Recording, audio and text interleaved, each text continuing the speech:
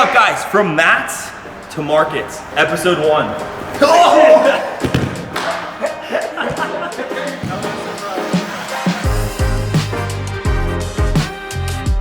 What's up, guys? We're here from Matt to Market. I'm here with Anthony Cassar, Santiago Martinez. And guys, today we're talking about wrestling, we're talking about real estate, we're talking about jiu-jitsu. So yeah, we're gonna get right into it. You guys can intro yourselves. Yeah, Santiago Martinez, D1 wrestler, wrestled at Lehigh. What is it, like real estate investment portfolio in the Lehigh Valley. We flip a shit ton of properties and just out here grinding. Let's go. Matt to Market, dope name. Anthony Cassar, NCAA champion, turned cage fighter, turned real estate investor. And it's so crazy, right? I just think like just beautiful stories that pull people together. And just like, you know, I mean, if it wasn't for the mat, we wouldn't be here. Seriously, right? Yeah. And if it wasn't for key relationships in our lives, you know, I was just texting Isaac Greeley being like, yo, thanks for hooking me up with Bo. Thanks for hooking me up with Jason. And then like that, two friends of yours that like vouch for, you're like, I don't know this Rene guy, but like, I'm selling him these properties. So exactly. Just kind of wanted to start with like, you know, the deal we did together and just like how organic and how stressful it was and stuff. So we kind of went through it at dinner last night. But just like getting all the parts and just taking our time to go through just to like share like just how fun it was and how much it teaches us going forward and stuff. So for sure.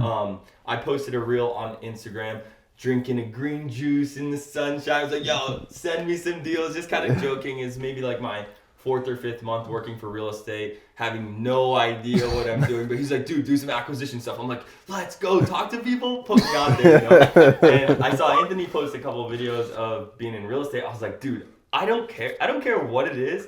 And we talk about it all the time. There's something in my heart that I'm like, I'm just going to go for it. Like, I'm not scared. So I'd been in your DMs telling you like, dude, I know the big dogs out there. Like, let me know. Let me know if you got something. And then, I think it was that video or something like that that made you connect with me again. And then, I don't know, you can take it kind of from your side. Yeah, just like we were talking earlier, the benefit of staying top of mind, right? Because something comes across your desk, you probably have 6 or 7 people that you can send it to. But whoever is like more recent, the recency bias of like, hey, send me something, or like, you know, I got you. It's like, okay, well, let me appease that guy. And that's what I try to do with my agents is like, hey, I'm going to annoy you until you send me something and then I'm going to annoy you again. So Rene did a good job of that. A friend of mine, John Didimer, got a deal from an agent, an 8-unit in Allentown. We are in the New Jersey market, so already it was like removed from us, and we're like, we don't know that market. Young in the game, so we don't know multifamily. Definitely don't know, 4+. What's your timeline on this so far? Like, because you told us last night, but I forget. Like 6 months in real estate, or so probably 6 months from the transition from fighting. You kind of started at the same time. So I got into real estate in 2020 during COVID when I got hurt. And was out of the Olympic journey.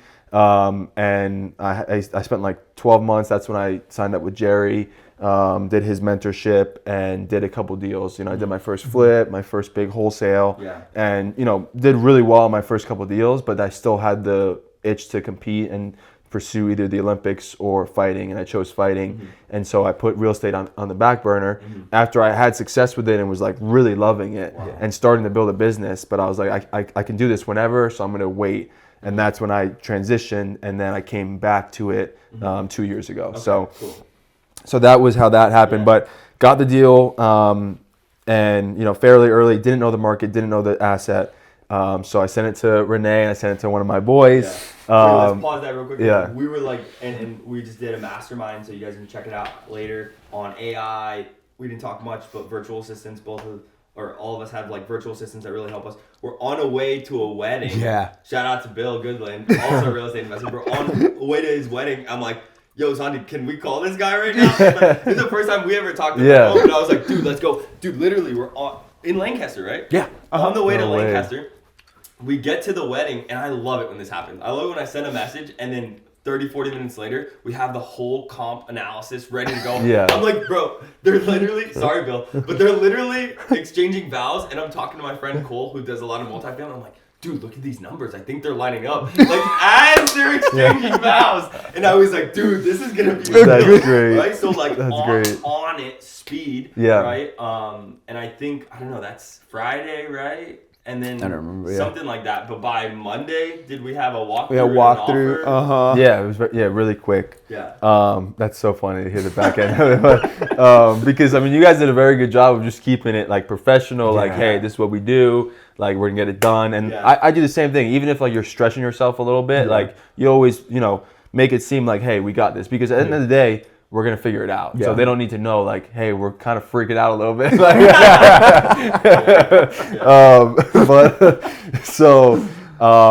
I told John, I was like, hey, I got 2 guys I could send this to, you and my guy Constantine, who owns a lot of multifamily. You guys walked it and jumped on it. And there was one other interested buyer on the seller's side, but he didn't move on it. His loss, whatever. So you guys, jumped on it. We signed the assignment, I think, within 24 hours. Yeah. And solid price. It was a, $50,000 fee for John and I, which at the time was, great. 25 grand each.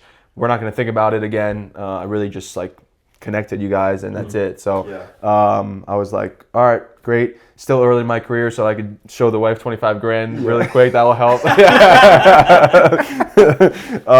And then after we signed the assignment, like 30 minutes later, my boy calls me up and he's like, done, let's do it. I'll pay you, close to 900, or I can give you 25% ownership. And I'm like, frick. Dilemma starts. Yeah, dilemma starts. Now it's like devil and angel. I'm like, there's a problem. And he's like, what? I'm like, we just signed the assignment agreement. And he's like, kill it. I'm like, I can't kill it. He was like, he's like, call him up. I'm like, all right, call up Santiago. I don't think we'd spoken prior. This was like, it was like we spoke on the car, yeah. and then it was just texting back and forth. And that's kind of like we start now. Yeah, you and I connecting. Got it. Yeah, and we knew each other from the wrestling world, but that was it. Yeah. And I'm like, I see his content. I'm like, he seems legit. Seems to be doing deals. I don't think I even asked like anybody about either of you guys. It was just like that combat sports, like respect and like, connection. Don't pull any list. You're like, yo, this guy hits a clean double. This guy hits a clean heel hook. I can trust him. I might have just checked like the Wikipedia combat sports results. Like, oh, he was good. Couple gold, couple bronze. Respect. I was like, I respect it. And so called up Santi, and this was like a big moment, a big moral moment, as we talked about last night in my career. It was just like, yo, my boy is really interested. He's offering $50,000 more or ownership, and so like, what can we do here? And my intention was to feel him out, and like, I was never gonna double cross him, but it was like, yo, what's the word here? Like, do you really want this deal, or is this like no harm, no foul? Like, can I pay you something? Like, what are we gonna figure out here? And then I could hear it in his voice, like he wanted this deal back. And it's so funny because that call, I remember I'm in my office, door shut. I'm like, oof, okay. Here's where it comes down to, like the negotiation side, right? But I remember taking it, and I'm like, oof. I'm like, Anthony, it seems like you're kind of being a little sketchy, I'm not calling you sketchy, but it sounds like it. And I remember there was a layer of like, I always connect it back to sports, right? But like, I want to feel like you're in my corner, and right now it doesn't feel like you're in my corner. Yeah. Like, whatever happens with this deal, I want you to know that I will do whatever it takes to kind of cross that finish line. Yeah. And this is making me feel a little uneasy. Yeah. For sure. And I mean, it should have, because I mean, if it was like a standard basic deal, it might have been different. But this is a home run, and we just agreed on it. And so it was like, right when you gave me that feedback, I was like, all right, well, there's only one way to go about this, because I value my reputation and my character above anything. And so I was like, if I had to, $1.2 million offer on this property right now, which maybe I could have if I listed on MLS. It wouldn't have changed anything. And so it was just that like man to man, like, yo, what's going, like, what can we do here? And the second you were like, I feel like this is kind of weird, I'm like, done. But it was a good, like, a good moment to just confirm like what my priorities are, right? And so I appreciate that about you, that you were just like, no, I'm gonna, like, you know, state what's right here and what we should all be, you know, held accountable to do. And I was like, done. So hung up and called my boy and was like, dude, it's done. Yeah. Dude, he's still so so do not bring that up. I mean, he's got like 60 units, so he's doing all right. I think we're gonna go in on a 16 unit together, so it all works out. But actually we just signed on a deal I told you guys about where it's very similar numbers. 800 purchase as is 1.2. So like, you know, it all comes back. It comes down. And so told him, and he was like, I hate you for this, but I respect you for it. And that was it. And he understood that, you know, he knows my character, so he knew what the answer was going to be. It was just like, is there anything we could kind of like figure out here? So, you know, long story short, moved forward. And I was like, all right, you got this one. Because it's so funny, even hearing it yesterday, there was still like a kind of like a sour taste, right? Because like, fuck, it was somewhat of a loss, right? It's like, I could have made so much more, or percentage or whatever, and it lingers a little bit, right?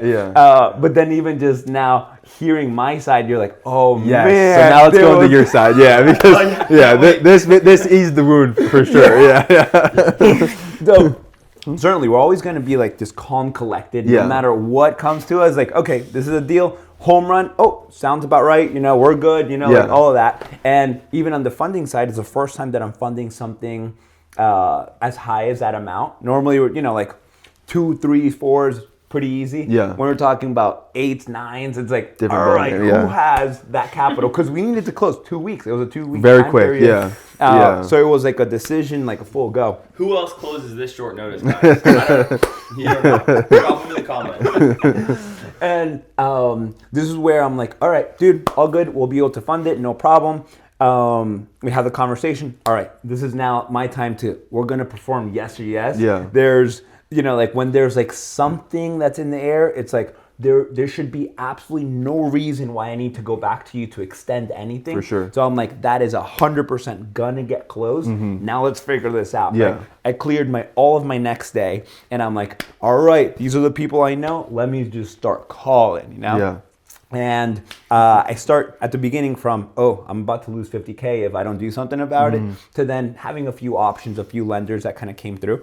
But it started with lose 50 to, okay, I can partner. I have 3 options. Let me figure out what options to go down. And that was by end of day 1. You felt pretty confident that, like, I have a deal and I'm able to fund it. Now, how expensive are we going to fund? You know, like, what's private money and stuff. So the tough little piece here was we went down one route. And we love you. Joe Coloswano kind of helped us connect us with the lender that he had, right? So it's like reputation on reputation. We were able to get majority of the first piece funded. He said, hey, we're cool with somebody on second. On that side, I'm like, beautiful. I took that as a green light. We're going to get somebody on second. I didn't communicate that properly. Now, we're down to the closing table 2 weeks later. Wait, you got to start with how you even got the... Oh, this is part of it. Okay, go ahead. So now... I forgot it was that late. Is crazy, bro. Because now we have our connection that first time I'm working with them on first. And then I have our private lender that we know well, you know, trusted. We've done X amount of deals with them. He's actually a Penn State fan. Oh, no way. He comes down here and he's always telling me, I'm like, oh, Kevin, I haven't been watching. Sorry. That's great. We're gonna make a video for him. But then we're down on Monday closing, and this is now the first time that both lenders are being brought into the same email thread. And first lender goes, hey, I didn't know you had somebody on second. all good, but there's X amount of paperwork that, like we want to make sure that your second signs. And I've already prepped my guy on second that he's on second. This is the scenario. It has enough margin, all good. But then our guy on second doesn't respond that whole day. We close. This is paperwork signed. But if the lender doesn't say, hey, you're clear you actually closed. Yeah, you're clear to release funds. That's where the delay in my fee was.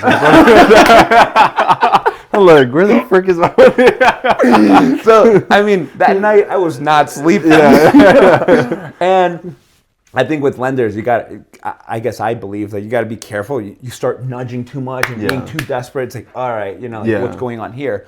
I don't really hear from our guy on second.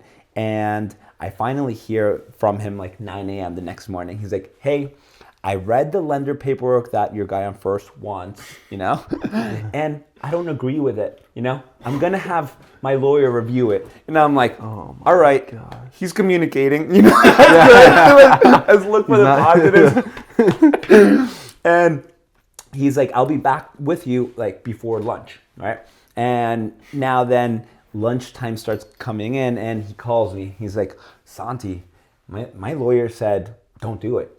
And I'm like, oof, okay, gosh. We already closed, right? But with no money, just obviously things fall apart. Yeah. And at that very moment, I'm like, Kevin, one way or another, like we need to fund this thing, right?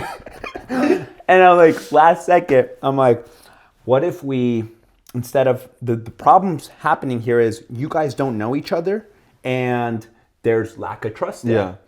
I trust you, you trust me. What if I give you a lien on a different property and this other property is our, the home we live in, right? This is me now making a decision. I haven't communicated with my wife. I haven't talked to her about anything. Crazy. It's just me doubling down on myself, right? I mean, we've talked through it. Yeah. Still together. Having a kid. And I'm like, are you okay if you take first on my home? We own it free and clear, and you guys are separated. Obviously, I'm going to use the funds for this other deal. Yeah. He's like, oh, okay, that works out. I'm like, beautiful. I'm heading to title right now. Wow. That's how we were able to fund it. But it was the most stressful I've ever been in any transaction. Really? Yeah. So you closed the day prior. Monday. So you really only have like 24 hours to get those funds in before. You can come up with, reasons as to why something got delayed or why or whatever. Only for so long. For so long. Yeah. Dang, dude. That's where when he told me that last night, I was like, dude, anyone who's ballsy enough to do that, I know my wife, but if I did that, you earned the deal. That's worth it. Dude, the house is coming down. Like, what are you willing to do for it? Seriously. Anything, No, I would have done the same thing. I just think that, like, us coming from this world of, like, dude, it was so beautiful to hear what you said this morning. Like, just one sentence, you were like, dude, I was willing to die to win a national championship senior year. Like, people did not see the sacrifices you went through those first 3 years or all the years leading up to it, all the people behind you to get to where you're at. You're like, I'm going to make this happen. Yeah. I don't care what's happening. You know what I mean? Yeah. And it's just so cool, like, for us to connect on that, where it's like, oh, like, I knew most of this because I'm like, the phone call usually after he hangs up, he's like, yo, I'm like, yo, that's crazy. But I'm always like, dude, what do you need? I'll pull up to any. What do you need me to do? It's just so cool to like connect like that, and also like deepen our relationships in a way of like, okay, well, what do you need right now? How can we help each other? And just like, how can like the network grow more and more? So long story short, Santi's gonna have a kid in May. We're naming him Jefferson. Not true. Jefferson Nita. Or Antonio. So that was the first deal we did together. Let's see the second one. But I think great like intro into like what we're doing, what you're doing. That's been some time. You've learned a little bit since that. I think next kind of thing we wanted to talk into that like both of you guys have really good like I love both of your like little points about it, so maybe let's hit both those stories and like let's break off because I have like a similar story too, but like maybe Anthony, you start first because you mentioned how you were chasing national championship, and then you went to MMA, or then you went to Olympic, and then, right? So just give us a story really quick on that, and then how real estate was like, yo, Anthony, can you start moving some deals? Yeah. So just real quick, obviously after nationals, the next goal was, Olympic champ. It was that 2019, and then 2020 was, following. And so that was my goal leading up to it, was like, all right, I'm going to win nationals, and then, start prepping for that right away. And I got convinced into coming back to college for one more year. If there was NIL, it probably would have been easier to convince me, but but nonetheless, came back, wrestled some college matches, and then was wrestling in the senior nationals to get to the trials. And I was in the quarterfinals, going up against a big heavyweight, 275 pounds, and was charging a double leg and kind of relaxed on the edge, and then he kind of spazzed out and sprawled on my shoulder, and the shoulder bone just broke.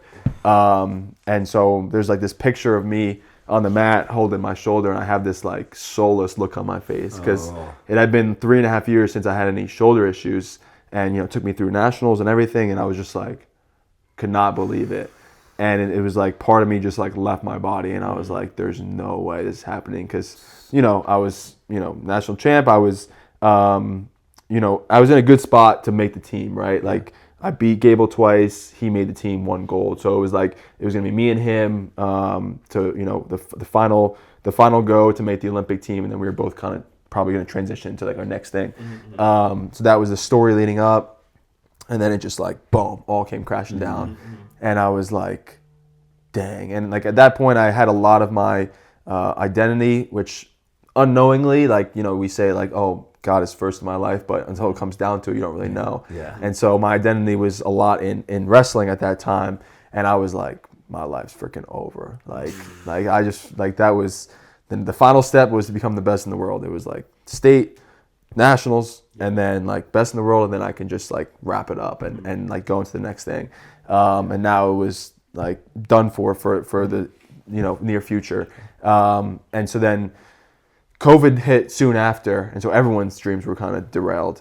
And so I was, had surgery on the sidelines, and that's when I had a lot of time on my hands and just came across Jerry Norton, YouTube University, and just like stumbled across real estate. It was always like somewhat in the back of my mind for some reason. My dad's a contractor, and like he wasn't doing flips or anything, but I was just like, real estate's kind of interesting. Like, I feel like I could use him and do some things. Started learning, signed up for Jerry's mentorship. Here, quick pause on that. Just putting some stuff together. So your psychology degree. Yeah. Where did you start like thinking about that? You know what I mean? In like relation to like, oh, this is gonna help my real estate or something like that. Like was that like a part of it too? You know what I mean? Because like, like we're running numbers, we're doing this stuff, but also like being direct to agent and stuff like that. Yeah, I wish I could say it was, but now it helps. But I wish there was like something in my mind. Honestly, it was just like psychology seems cool, and it was like 80% females that were in the classes. So those are the two honest reasons. I was like, I'm here to wrestle, so that was the honest choice. But no, I definitely still use like some of the stuff out because I actually paid attention in class because I was like. The only way I'm going to go to class is if it's something interesting. It's like I'm not going to be interested in whatever they're trying to teach me. So, I'm trying to wrestle. I'm the champ. I was just so tunnel vision on that. So yeah, I mean, it definitely helps now. And agents is a lot of.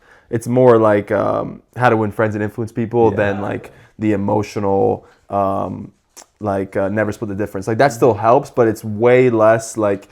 Empathy and like really hearing out the seller because the agent's doing that. They're doing the hand holding. So it's just like more B2B. Like, hey, what do we need to do to get this done? How can I help you? How can I help your seller? And then it's up to them like how much they want to share and like sometimes they're just straight business. So like it's more about personality matching in my opinion. So then you're there, you're getting your toes into it. But then what? You get persuaded, like, I don't know, maybe a good friend of yours is like having success in MMA or something like that. No, so MMA was always my goal since high school. It was like nationals, Olympics, MMA. So cool. Yeah, so I thought I was gonna compete forever. Like that's all I knew. Yeah. But then I, got into real estate. I had success. Like my first wholesale deal was 35 grand, and it was like amazing. My second deal was a flip, and I made 100 grand. It was like 2 first deals were insane. And I paid my private lender 40 grand and 10 grand referral fee. So it was like 160 net total. And so like, for me to turn be like, oh, that was sick, and then go like fight was pretty crazy. Like looking back, but like it wasn't about the money for me. It was just like, I'm passionate about this, but it can wait. And it's so interesting because like something I realize is the guys that do the best, it's usually not about the money, right? It's like, okay, this thing is leveling me up, or I'm learning these lessons, or I'm kind of like becoming a better human in the process. Exactly. And that's where kind of like those details start coming, those skill stack really kind of builds up, because it's not, okay, very quickly your lifestyle gets filled. And you're like, okay, if I really need any more food, I can buy it. If I really need, like I have roof over my head, I have this. Like, all right, but you're gonna push the throttle and actually get to that next section. Like, when just talking the details that we were on, how you're doing the agent outreach and the clarity on this step to that step to that step. That requires kind of like an extreme focus. For sure. Forgetting about, I can win matches and I'm pretty good. Right? It's like, okay, that's that next level now. Yeah, no, I love that you brought that up, because I feel like now I'm at a point where I'm not even thinking about the money. Like it's cool as a metric, but I'm like, I need to improve my systems. Like I need to focus on how my processes can be better, and like my deal flow. And then the money is going to take care of itself. So it's kind of like the whole, focus on the process of getting better in combat sports, and you'll win your bouts. And it's funny because the same thing, just from what we were talking about earlier, right? It's that character piece. I think it's more crucial than, oh man, I just missed out on, I don't remember how much, but just an extra 50, 60, 70 on this one deal. So then did those 2 deals and was like, all right, I want to pursue MMA, and my goal of becoming the best in the world at my craft. And then I'll go back to real estate when I'm done. And so fought for 2.5 years, had 2 professional fights, had like 10 other fights fall through. And I'm sure they didn't want to mess with you. Yeah, they're like, this guy, well known, like, you want to get my ass beat? Oh no. Yeah, so that was tough. And then woke up one day and was out in Florida training at American Top Team, and was in the gym, just finished like a hard sparring session. Was still loving the game, but then I just kind of had this clarity moment, and it was building up for a little bit where like I'd see a real estate reel or like something on YouTube. I'm like, dang, I missed that. And I'm like, you also like felt the success, right? Exactly. So it's almost like, there is something out there. Yes, yeah. It wasn't just like a pipe dream. It was like, I know I can be good at that. And so I just looked around the gym and was like, these are great guys. There's probably 100 fighters in the gym, and I was like, have respect for all of them, but I don't feel like there's many options for them outside of this. Nothing wrong with that. Like they were all great fighters. Obviously, it's tough to be in that gym. They're all having success in some different way, and so, but I was just like, I feel like I have more to offer to the world, and from what God has blessed me with, than just this. And that was the first time that I like really clearly felt that, and it was pretty scary, because I was like, I thought I was doing this for the next 15 years of my life. And so I just went back to the the Airbnb that day, and I spent the next 3 nights just like up praying, thinking, like going through, like even outside of real estate, like what would I want to do outside of this? And I started with like 15 different things, and then slowly narrowed it down, and then it all came back to real estate. So cool. Man. One of the moments I remember that when I was like in that transition period, I asked Jeff Buxton, like coach at the time, and I'm like, Buxton, when is it that you know that it's time? Wow. And one of the things he said, he was like, when you feel that training is more of a there's more weight to training than not, or it feels heavier to go to practice than to do this other thing. And I'm like, ooh, that's a great way to put it. Yeah. I'm like, oh, I am feeling that 100%. Like, I want to concentrate on these renovations and stuff. So. Yeah, I definitely feel that. When it just feels like, starts to feel a little bit of a chore to go, and like I never felt that before. And that's what I mean. Like how high level have we all gotten? Yeah. With just, dude, I love to scratch. Yeah. You know what I mean? Yeah. Let's go. Versus like then it starts to feel like, oh man, one more round. Yeah. Versus like when you were coming up, dude, I'll do. You're not gonna do extra mile. I'm gonna do 100 extra miles. Yeah. You know what I mean? And then like but I think just like zooming out of your life and being like, man, like, is this the only thing God called me to do? Beat people up and like not even flex after, but like it's like what am I doing to serve, right? Yeah, and there's ways. I think there's definitely ways to serve through that. I was gonna say that. Yeah, like that was my focus was like I want to serve through this very unique, violent thing. Absolutely. And people have, everyone throughout the Bible has done it in different ways, and that's one way. And I know we all agree with that. What I'm emphasizing is like listening to those callings, being open to other things. Exactly. Right? And being like, I don't know, I had it in a calling where I was like driving to New York City and I was like, nobody knows that I'm going to a padded room to just touch people's feet. Yeah. You know what I mean? Like nobody knows that. Was that before your jiu-jitsu practice? Like, you know what I mean? And just the amount of people day to day that I like do walkthroughs with, connect with sellers, connect with realtors, do all the things that I just like, I don't know, like you can just like bring this light and love to people, not even speaking of Jesus, not even speaking of the word, but just like being a witness. You know what I mean? Like, I don't know, like to me, and like I'm not super preachy with people when we're talking, but I'm just like, hey, this is what we're about. This is our character. This is what we're doing. Yeah. And I just, and I'm not saying that real estate's a better route. I'm just saying it's the route that we heard the calling to. Yeah, exactly. And I think like why I'm emphasizing for us to talk about the story is because you transitioned in that good way. Santi was a big mentor to me where I was like, dude, I have no idea what to do. I just wanted to do jiu-jitsu and travel and do nothing. He's like, dude, well, don't you want to build generational wealth? I'm like, me build generational wealth? Like, how am I going to do that? Yeah. He's like, dude, if you develop these skills, I'm like, how am I going to develop these skills? He's like, dude, learn from me. I'm like, you know that? Yeah. You know, and just like being open to that, and then also like just trying it too, right? Like I think what you said was so real though, in the way of like, oh, but this is how I've made my success up to here, and I can't branch out, right? Yeah. And like I think all of us, if like real estate crash tomorrow, you need a fight. You need to do jiu-jitsu. What we could figure it out in that arena. Yeah. You know what I mean? And I think something important too is once that transition point happens, right? It's not about, oh, okay, that was a past lifetime.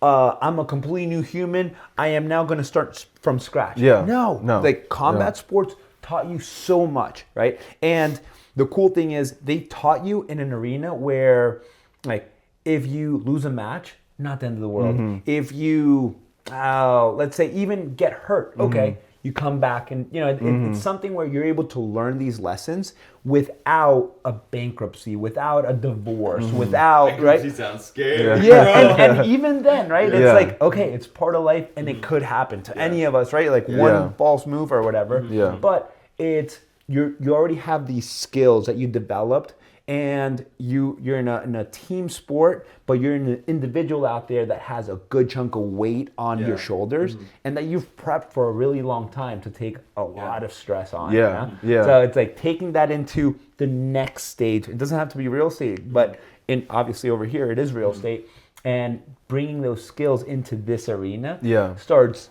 putting you dude, it's day after closing and we need to find some money, and like it's like, where does that emotional composure? You know what I mean? Like it's so it's cool. overtime, you're tired, you're like, I have no idea how I'm supposed to get out. He's really good on top. It's happening. And in some ways, like the combat sports experience felt more like sometimes it felt like more was on the line for me in that arena. And I feel like that's prepared me a lot for real estate, where like I started cold calling and getting shut down by these sellers or agents, and I'm like, well, at least I'm not getting punched in the face. Yeah. Like the stakes were also lower in that scenario where that's true. It put a lot into perspective where I'm like, all right, I could figure out a deal. Like I'm not freaking like start door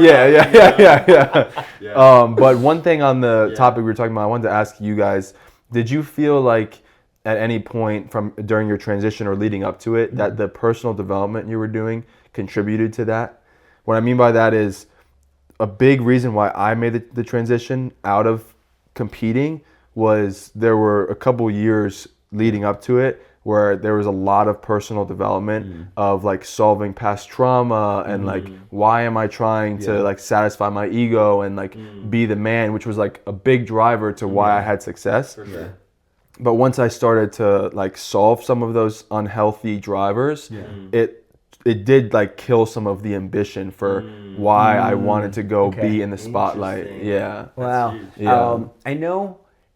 I think that personal growth has never ended, but I think the moments that I really kind of connect with were I hit certain level of kind of cap with growth in wrestling when I was purely in like a grind mindset, right? It's like I have to try really hard. I'm gonna do this, and I'm gonna figure it out. And I'm like, just I was pretty consistent. I was determined. I was putting in the work, but results weren't really coming. When I allowed myself to just like let things happen, like I'm still putting in the work, but I'm also allowing God to kind of like use my body for whatever He needs to. That's when kind of like next level start hitting. Got it. So then that same concept. Once I had like second shoulder surgery, I'm like, oof, okay, I'm not gonna let the sport end now, but it will end, right? Open your and mind. how can I like use this moment to figure out what my next season might be? And one of the things I was able to come up with was, what are the non-negotiables that I'm gonna bring from my sports or from wrestling over into life, right? And it's like, okay, I had the goal of being an Olympic champ. Cool, okay. I need an equivalent size goal in this next endeavor. Yeah. I'm not just gonna build this little tiny thing for like my sake, right? So that's where like it started really helping out. And, all right, relax, dude. You know, it's not about you. Like let's like make things happen. Wake up call, right? Like who are you in the world, right? And for me, it's so funny to think about like in real time. We gave him the script beforehand. These are live questions. But no, like the question that for me happened last year. I had like one of the biggest matches of my life. Lost, came home.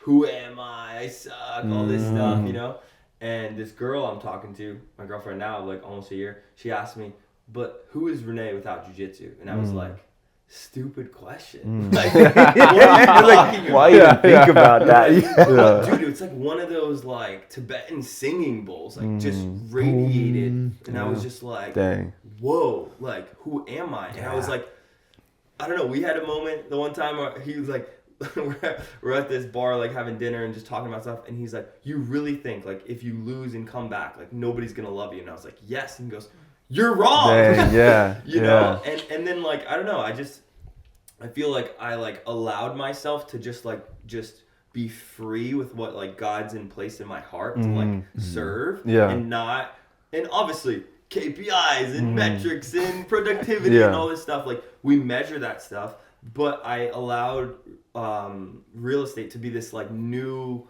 evolution of who I want to be. That's awesome. You know what I mean? Yeah. And like my girlfriend like started that in a way where I was like, wow, like if I won a world championships in jiu-jitsu, if I beat Taekwondo Pro last year, that doesn't matter. You know what I mean? It matters like what I like, how I showed up to that point, And then another like underlying foundation part, like I read the book Purpose Driven Life. I don't know if you've ever read it. Yeah, I've heard of it. It has a really good like end of the book, you come up with a purpose statement. I was like, none of this purpose statement has to do with me being like the man or the one, you know what I mean? And so like when I circled back to my purpose statement, I was like, oh man, my purpose statement's for me to like serve and help young men turn into like the men that like help the world run, And I was like, man, I don't need to compete to prove myself to be that. Like I can just like go to jiu-jitsu and like help a guy and like listen to him like tap into his heart and be kind, and you know what I mean? So I don't know, that's kind of come for me. I'm like, okay, cool, my jiu-jitsu flow can go from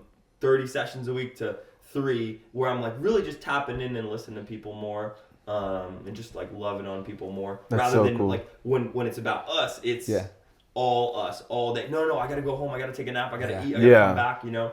So it's just allowed me to flourish in like a lot of points that like aren't focused on myself anymore. Yeah, that's like awesome. That identity connected to wrestling or connected to real estate only takes you so far, right? You sometimes need that ego to get you to a certain spot, right? But then after that, it's like, okay, cool. Like I need to let things happen, and whether I won absolutely nothing in wrestling, or whether I got no properties or went bankrupt, the example we were going over earlier, it's like I am still a child of God. He's taking care of me. I am gonna be okay, right? It's like that foundation piece really needs to be there. For sure. That way you have the confidence of knowing, hey, I'm gonna put my all, and I'm not gonna depend on this monetary income that keeps on coming in. I'm not gonna rely on it solely for that physical purpose, right? It's like there's more behind it. No, for sure. But I think us just like speaking about it, right? Like the intention is kind of like to open. I mean, dude, crazy. Shout out to what? NIL. Crazy. You're kidding me? Where were you 10 years ago? You know what I mean? People are sending back wires and monies. Seriously. Like, none of the people I know, you know what I mean? But like, stuff I heard, So it's Allegedly. like crazy because it's like, man, you could graduate from college right now and start with a 3 unit, you know what I mean? Like have that already your name. So it's just so cool to like, and nowadays, right? Us, Flipping Mastery is Gary's page, right? Like so many different places that you can learn about house hacking, you can learn about creative finance and wholesaling, right? Like we worked with a guy that he just graduated from college, like he got us like 20 deals last year or something like that. Wow. Working in college, just like answering phone.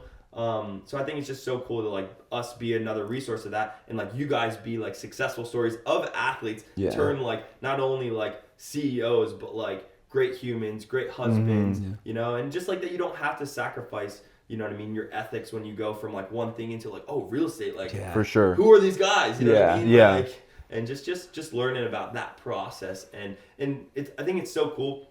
Not that we're looking to be like leaders, but just an example of like. You know what I mean? For sure. Going from one thing to the other. Yeah. It makes it seem possible for all the other guys coming up that are, maybe they thought they were going to wrestle a lot longer, or they had a, serious injury, and it's like, oh, I see these guys crushing it. Like they were just in the same spot I was. So it just, it's cool to have that example of just options for them. Yeah. So. And just like, I think the foundational principle, I think, is knowing that you could have money work for you. You don't have to work for every penny, right? You start tying maybe, let's say, your income purely to the wins or a big win or I don't know, this prize or whatever. Cool, that comes and goes. Michael Jackson made a ton of money, yet he was bankrupt at the end of his life, right? It's like, just thinking about that's freaking nuts, right? So even that foundation of knowing that learning those investment principles are so important, even when you're in your craft, in your, like chase. Yeah, start as a private lender with one of us. Yeah, exactly. Build it up. Or if you're a realtor or wholesaler, DM us deal, and we'll get to you. But last question, guys, we've been riffing for almost 12 hours straight. We did non-stop last night, woke up early, been crushing. But it's our first podcast, so subscribe, comment below. The last question, straight to the point. I'll answer it first if you guys don't want. But goal for the year, don't make it complicated, simple. Could be a number, could be something else. For me, it's make $100,000 and just have some of it saved. And, set that goal last year, didn't hit it, have revisited some like key metrics to follow, right? Even hearing you talk about 12-week year or whatever it's called, super helpful to me. Like that's how I structured a lot of my camps and stuff. Yeah. I'm like, dude, 12-week camp for ADCC trials, lock in, progress, you know what I mean? From 60% to 70, 80, and then come back down. So that's that was key for me to hear, but that's my goal for the year. I'm focusing on making sure that we bring as much cash into the business as possible. So it's $2 million worth of profit. For some reason it doesn't get there. It's 10 million gross, but 2 million worth of profit. Just dialing into the same system, same thing that we have. Just really, really, really kind of getting there. Let's go. So that's the main focus for the year. That's awesome. Mine is consistently 3 to 5 deals a month. But within those deals, really squeezing out everything possible. So I've been really dialing in my wholesaling dispo system, which has been great. Maximizing my wholesales, and that involves bringing in private lenders to do my own deals and really, get all the profit from. And actually, we just went over like deep details on private money lending and stuff. So if there's anybody interested, kind of DM me PML, and I'll share the mastermind that we kind of went on, because we've helpful. leveled up in that area. Yeah. And hopefully you're able to really pick up on. Santiago's got it down pat. I'm sure it's taken years and years to develop those systems, but it's very helpful to be able to protect the risk on both sides and just really explain the process. So a lot of value there. And then, wholesales, and then flips, continuing to really have strategic partnerships with those and maximize profits on deals that should be flipped and, making it a win-win between people in my network. Yeah. So I don't want to do everything myself. I want to have other people, win, bring them deals. Flippers are always looking for deals. So if I can help with that, great. And on the numbers side, on track to hit 7 figures for the first time. So that's the goal. Yeah. That's awesome. Yeah. Awesome. Yeah. So. Okay. Cool. Yeah. Well, thanks for having us here. Yeah. Frank, thanks for having us. Yep. He's dead. But yeah, just what a blessing to have gotten a connection at first, and then just can't believe we closed. Yeah. And then just what a cool story. So from mats to market, we're gonna hit the mat, some collar ties, some heel hooks. Maybe you guys will see it, maybe you won't. But we'll catch you guys in the next one. Peace.